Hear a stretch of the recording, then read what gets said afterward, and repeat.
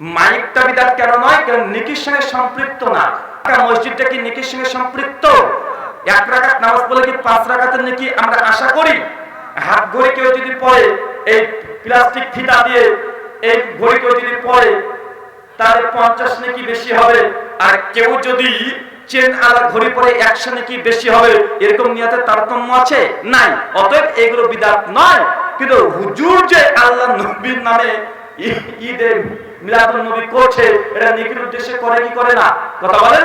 এটা নেকির উদ্দেশ্যে করে, এটা বিদআত। কেন? এটা নেকি আছে, অর্থ হচ্ছে এটা কোরআন সুন্নাহ দ্বারা প্রমাণিত নয়। সাহাবারা দ্বারা করে নাই। হুজুর যে শরতের রাত্রিতে 10 টাকা 50 টাকা 100 টাকা শরতের রাত্রিতে নফল নামাজ পড়ছে, আছে না নাই? কথা বলেন।